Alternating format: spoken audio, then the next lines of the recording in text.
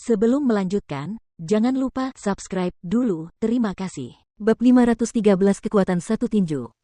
Hei, Kaisar Zhao, nona kecil ini benar-benar tidak buruk. Dia tidak hanya memiliki penampilan seperti bunga dan batu giok, kultivasinya juga sangat luar biasa. Aku juga mengincarnya, jadi apa yang bisa kita lakukan? Tawa gila lainnya terdengar. Kaisar Dinasti Liu juga memimpin sekelompok ahli. Bukankah ini mudah? Kita bertiga akan pergi bersamaan, dan gadis ini akan menjadi milik siapapun yang berhasil mendapatkannya terlebih dahulu. Tapi aku tidak akan melakukan hal yang sama seperti kalian berdua. Aku tidak akan menjadikannya selirku. Aku hanya berencana untuk menghancurkan kultivasinya, lalu menghadiahkannya kepada bawahanku sehingga dia bisa menemani mereka saat mereka mencari kesenangan. Sosok lain terbang mendekat. Itu adalah Kaisar Dinasti Ji. Aku akan menghabisi nyawa siapapun yang berani menyentuh putriku. Wajah Kaisar Dinasti Jiang, yang berjaga di depan Jiang ini, berubah menjadi hijau karena marah. Dia tahu bahwa ketiga orang itu sengaja mengejeknya, mengejek dinasti Jiang miliknya. Namun, sebagai Kaisar Dinasti Jiang, sebagai ayah Jiang ini, dia benar-benar tidak sanggup menanggung penghinaan seperti itu. Jadi, dia melompat, melesat ke atas, melepaskan kekuatan tempurnya yang mengerikan dari alam surga tingkat 8, dan bertarung melawan tiga kaisar. Ayah! Pada saat itu, ekspresi Jiang Yini berubah dan wajahnya penuh kekhawatiran. Saat dia berbicara, dia akan bergegas ke langit untuk bertarung bahu-membahu dengan ayahnya. Sebab, tidak peduli seberapa kuat ayahnya, saat bertarung sendirian melawan tiga kaisar lain yang memiliki kultivasi yang sama, itu jelas sangat melelahkan. Dalam situasi seperti itu, yang menanti ayahnya hanyalah kematian. Putri, jangan pergi. Namun, saat Jiang Yini hendak bergerak, Jiang Henyuan meraih pergelangan tangannya dan berkata, cepat ikuti aku dan pergi. Kami telah menyiapkan jalan untuk melarikan diri. Sekarang, kami akan melindungimu dan semua putri serta pangeran lainnya, dan meninggalkan dinasti ini. Tidak. Aku akan menjadi seperti ayahku, hidup dan mati bersama dinasti. Jiang Yini dengan keras kepala menolak. Putri, ini perintah kaisar. Kalau kau tidak percaya padaku, lihat saja. Sambil berbicara, Jiang Henyuan mengeluarkan lencana komando. Dan setelah melihat lencana itu, wajah Jiang Yini langsung membeku. Menoleh ke belakang dan menatap ke langit, ke arah ayahnya yang sedang bertempur hidup dan mati melawan tiga kaisar, matanya langsung memerah, dan dengan sangat cepat, air matanya jatuh seperti hujan. Hanya ada satu lencana seperti itu, dan itu dibuat sendiri oleh ayahnya. Dia bahkan ingat apa yang dikatakan ayahnya saat menunjukkan lencana itu. Di masa depan, tidak peduli siapa yang mengambilnya untuk menemukannya, dan tidak peduli apa yang mereka inginkan darinya, dia harus menurutinya karena orang itu pasti akan menuruti keinginannya. Lebih jauh, kata-kata itu tidak hanya diucapkan oleh Kaisar Dinasti Jiang kepada Jiang Yini sendiri, tetapi juga diucapkan kepada semua putra dan putrinya, bahkan kepada semua orang terkemuka di generasi selanjutnya dari Dinasti Jiang. Putri, cepatlah ikuti aku. Saat ini, Kaisar sedang berjuang untukmu, untuk kesempatan terakhir. Meskipun, sebagai Kaisar, ia harus mengikuti ajaran leluhur dan hidup dan mati bersama Dinasti Jiang, sebagai seorang ayah, ia berharap putra dan putrinya dapat terus hidup. Jadi, akhirnya, ia menentang ajaran leluhur, menyerahkan lencana ini kepadaku, dan menyuruhku untuk melindungi kalian semua saat kalian meninggalkan tempat ini. Jiang Henyuan takut Jiang Yini tidak mengerti jadi ia menjelaskan. Ah! Asteris ledakan. Namun tepat pada saat itu, suara jeritan kesakitan tiba-tiba terdengar dari langit. Tak lama kemudian, sesosok tubuh jatuh dari atas dan menghantam tanah dengan keras. Kekuatan dahsyat itu terus menghancurkan istana akibat benturan tersebut, bahkan meninggalkan lubang besar di tanah. Ayah!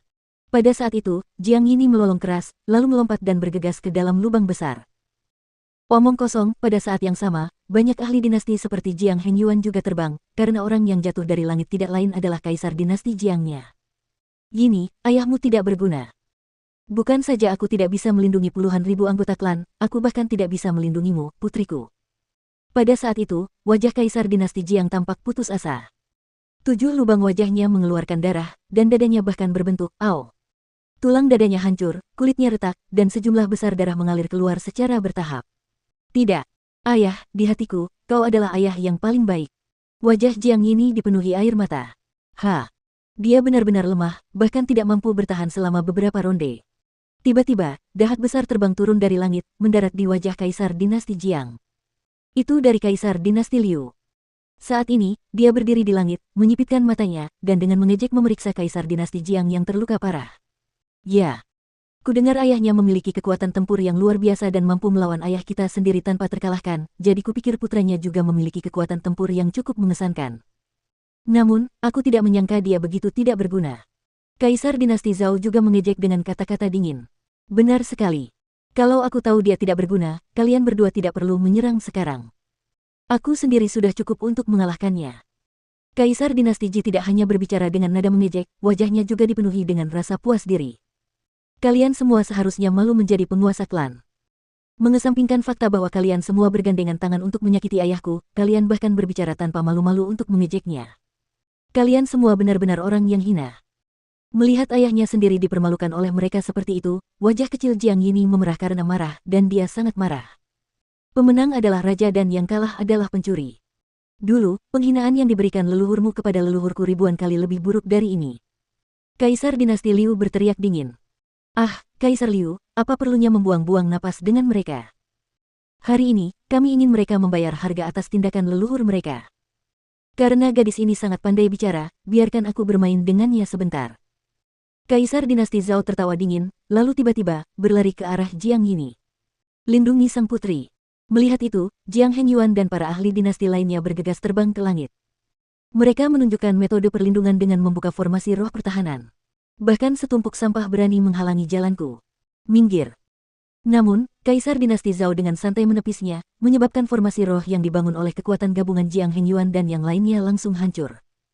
Pada saat yang sama, kerumunan itu berteriak kesakitan dan jatuh ke samping. Wajah mereka sudah pucat pasi, karena mereka terluka parah.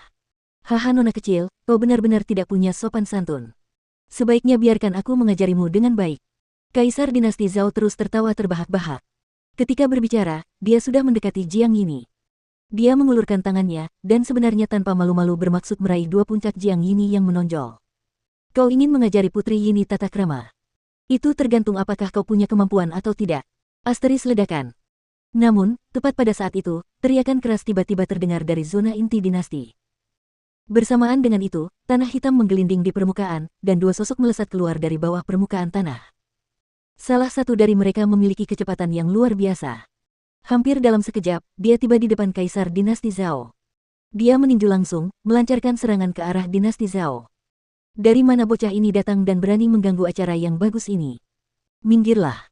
Setelah menoleh untuk melihat, Kaisar dinasti Zhao baru menyadari bahwa orang yang mendekat adalah seorang pemuda.